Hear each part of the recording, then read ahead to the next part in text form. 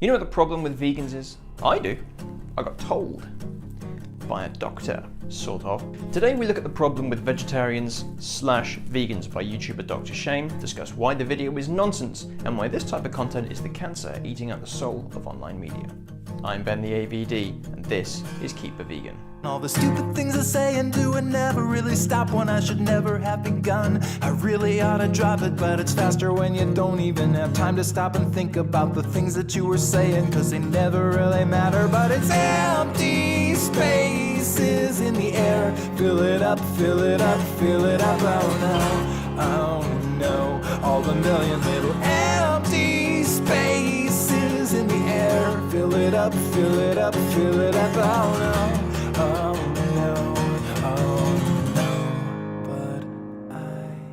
For those of you who don't know, like I didn't before I started researching this video, Dr Shaym is a YouTube personality with over 400,000 subscribers, and he features quality content like Feminists Don't Understand Humour, 22 Dumb Feminist Arguments, and Mowing My Lawn at 10 PM. Oh, compelling. But the video that was brought to my attention was the problem with vegetarians/vegans. Let's take a look, shall we? Alright, so I'm walking down to the f***ing McDonald's with my laptop, hoping I get some f***ing work done. Ooh, plot hook. Let's talk about vegetarians. Yeah, vegetarians. Vegans, right? Wait, Rick? Let's talk about vegetarians and vegans, right? Everybody hates them. Wait, everybody? But the real question is why? Why do people hate vegetarians and vegans? I'll tell you why. Please do. It's because the ones who don't act like assholes shut the f*** up about it, right?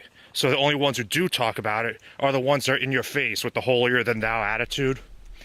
So, you know, that's the reason why whenever, like if you're a vegetarian or a vegan, you tell somebody who isn't that you're a vegetarian or vegan, they get all defensive and start you know, assuming the worst about you, because that's their experience. Oh, it's our fault. I never realised when non-vegans get defensive and start attacking me for my beliefs, it's because it's my fault and the fault of my fellow vegans/vegetarians for getting all preachy and holier than thou. Well, that's good info. That's useful. I hadn't thought of that. Anytime somebody who's, you know, their experience of vegetarians and vegans has always been, it's like, oh, you're a real piece of because you eat meat, you torture animals, and you contribute to the industry that tortures animals. You're a monster. You're worse than Hitler. You know, like that. You know, nobody likes to be told that they're a you know, evil piece of because of their dietary habits, right? So, you know, that's why they end up getting like, it's the same reason why people hate SJWs so much. SJWs, worse than vegetarians, that lot. Because they have this holier-than-thou attitude and you know? So, you know, if vegetarians want to change that and not have everybody just assume they're some kind of, you know, uppity scumbag on a high horse, then you got to go around telling people you're a vegetarian, but you don't mind that other people eat meat. You know, that you like to mind your own business.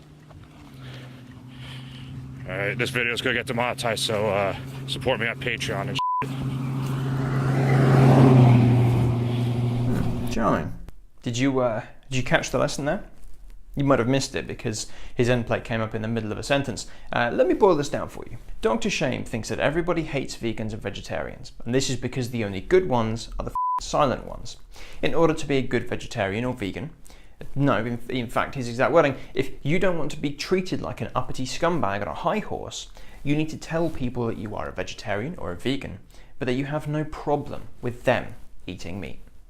What this boils down to is Dr Shaym, who I very much doubt is an actual doctor, is no, hang on. Hello there, I'm Professor Ben. What this video boils down to is an empty accusation of a strawman behaviour, propped up by the need of a precious snowflake not to have his views challenged.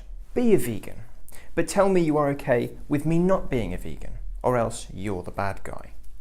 So fragile am I that I must cast down anyone who dares stand against me and threaten to take away what I want. It's my food, it's my choice. Don't touch my toys. Here's a newsflash for you, princess. It's not okay. It is not okay for you to eat meat. That's not me impeding your rights. That's not me taking away your privilege. That's cold fact. Because the choice to eat meat is not your choice. I can't legitimately choose to take your shit. I can't legitimately choose to take your life. If I chose to do one of those things, society would challenge me because it is wrong. And although the masses may be a little bit slow to follow suit, more and more people are waking up to the fact that torturing and killing animals to provide food that is scientifically proven to make you sick and devastating the environment in the process is wrong. You don't get a choice when there is a victim of your actions. Now you might be wondering, why are you bothering this one? There's no science here to refute, there's no actual debate to be had, it's just some dude mouthing off on his way to McDonald's. Because this is part of a wider problem with online media, and this is something that affects all of us. If we take a look at the comments, we get the usual. But this is the crux of the matter. Support me on Patreon. Can't make money because parents don't let you. I'm a broke high school student. I can only spare a few dollars after Saturday, but I need to buy food for myself and my girlfriend. I'll split a bottle of Patron with you, but you need to pay for my airfare. Then you need to pay for my hooker. Don't worry though, we can pig roast her though. Dr Shaym, you need to watch Rachel Bloom and Bill Nye. Explain to me what you think. Explain to me what you think. That's the phrase that gets stuck in my head because these are kids. Kids have the potential to be the very best of people, free of social conditioning and workplace expectations. They have the capacity to do amazing things. Just look at what these kids are doing following the school shooting in Florida.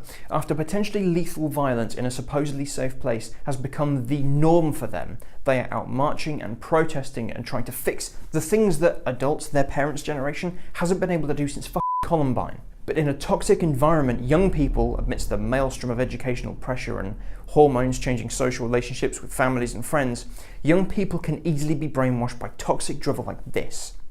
We've seen this before in the YouTube space with sexual harassment gurus like Prank Invasion. Everybody hates vegans. The problem with SJWs is feminists just can't take a joke. Taking complex social issues and boiling them down into an empty us and them framework, preying on confusion and already muddied waters. Feminists say we can't make jokes about rape anymore because it normalises violence against women. But here's a woman on Twitter making a joke about it being violent to a man. Feminists are stupid. Here's a picture of a feminist, but she's also a hippo. Whoa, calm down, bro. It's just satire. There's a reason you would usually find this all over places like 4chan until recently, because people felt they needed the protection of anonymity to get away with it. Now, not only is it deemed perfectly socially acceptable to spout sexist, homophobic and neo-Nazi rhetoric with your own name attached, but places like YouTube are making it a monetizable career. Can't blame them, look at our political class. If the leaders of the country can get away with like this, what expectation is to be placed on the people? It's so easy to hide from your social responsibility, your obligation to be a decent person, especially if you just stick your hands up and give it the old, it's just a joke, it's just satire. Can't stop me making jokes about Nazis and that weird Hispanic lesbian that wants to take our guns away because it is limiting free speech to stop someone like Tommy Robinson from using social media to spread the creamy diarrhea that he would call his opinions to every corner of the globe. This is the exact antithesis of what I and many activists, not just vegan ones, are trying to do. Combating prejudice, misinformation, changing the world for the better using facts, actual scientific facts and statistics. If decent activists are working hard every day to shine a light into a dark room, channels like this are the ones that are pulling the hood over their face and cajoling the young and impressionable people near them to do the same. Come join me in the dark, you're safe here. This is the counter, people. This is what good people have to fight against. These socially disruptive influences aren't dangerous because they're right or because they're valid. It's because they're easy. You can be a vegan. Just tell me I don't have to be. You can be a woman, a gay, an immigrant, a Apache helicopter. Just don't make me like it. Don't make me accept it. Life dealt me a bad hand and it's someone else's fault. So no. No, you can't choose to eat meat and dairy and eggs and fish and partake in and contribute to the suffering of these animals without uppity scumbags like myself from telling you that what you are doing is wrong. No, I'm not going to help you stay in your little snowflake bubble where you don't have to change or own up to the responsibility of your actions. Spring's coming, motherfuckers, and the ground frost is melting. Save the planet, save the animals, save yourself, go vegan. So, yeah, don't forget to subscribe to keep up to date with all the stuff I'm doing, and go to Patreon and give me money, that would be good. And just on my way to McDonald's. That's a lie. I'm going to buy bread. Bye.